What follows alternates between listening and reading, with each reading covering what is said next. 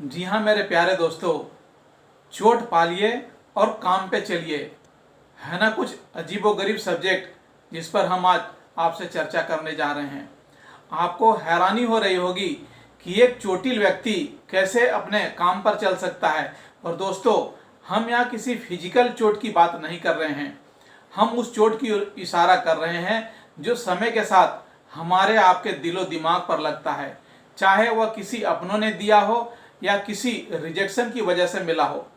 यह सामाजिक तिरस्कार या प्रताड़ना भी हो सकता है जो किसी वर्क प्लेस पर या किसी गली मोहल्ले में मिला हो। कई बार हमारे संगी साथी भी दे जाते हैं। कई दफ़ा यह चोट हमारे मन में गहरे उतर जाता है और हमें बुरी तरह कचोटता है, कुरेदता है। ऐसे में हमारा आपका रिएक्शन क्या हो? हमें उस समय मानसिक पीड़ा को दिल से लेना चाहिए या सिर झटक कर आगे बढ़ जाना चाहिए? अधिकतर केसेज में आलोचना या प्रताड़ना का टेस्ट अच्छा नहीं होता। यह हमें तोड़ देता है, मानसिक रूप से कमजोर बनाता है और फिर शुरू होता है पतन का रास्ता। लेकिन यदि हम उस चोट को अपना हथियार बना लें तो दोस्तों सचमुच में कमाल हो सकता है। ऐसा हम नहीं कह रहे हैं, बल्कि हमारे समाज में हजारों लाखों उदाहरण भरे पड़े हैं जहां एक तिरस्कार या रिजेक्शन ने किसी भी आदमी की जिंदगी बदल डाली है।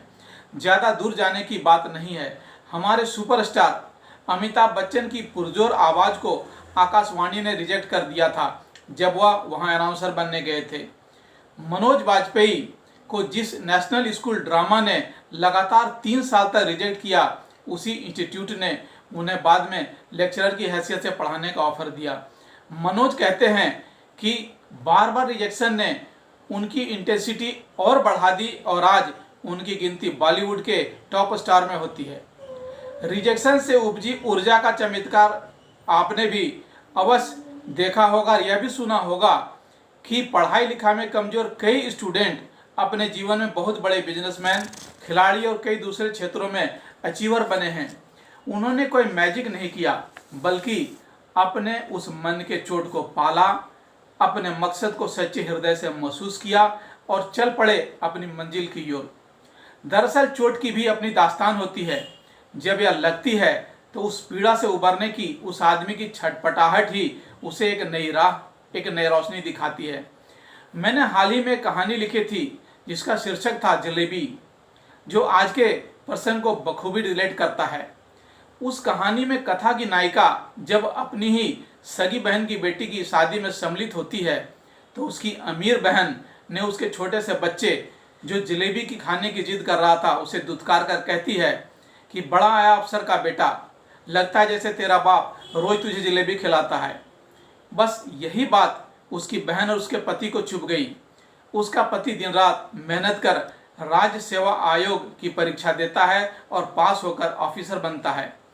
यह तो थी उस जलेबी की सकारात्मक परिणति कि कैसे एक अदद जलेबी ने एक आदमी की तकदीर बदल डाली। अब यह हम पर डिपेंड करता है कि जीवन की ऐसी जलेबियों की मिठास महसूस करें या उसकी कड़वाहट में उलझे रहें। हम सभी में शिखर छूने की इच्छा होती है, पर वह लक्ष्य और दिशा कब और कैसे निर्धारित होगी उसका कोई नियत समय नहीं है दोस्तों, बल्कि वह तो एक हवा के झोंके की तरह हमें छूकर निकल जाता है। कोई उसे पकड़कर अपनी प्रेरणा बना लेता है तो कई लोग उस तेज हवा के झोंके में खुद बह जाते हैं। यहाँ निश्चित रूप से यह कहा जा सकता है कि रिजेक्शन, प्रताड़ना सभी कुछ आपको कुछ देकर ही जाते हैं। अच्छी बात पकड़ लीजिए और आगे बढ़ जाइए। अगर वहीं खड़े रह गए तो प्रताड़ित करने वाला व्यक्ति जीत जाएगा, और यदि आप मुस्कुराकर आगे बढ़ गए तो आप हीरो कहलाएंगे। आज बस इतना ही।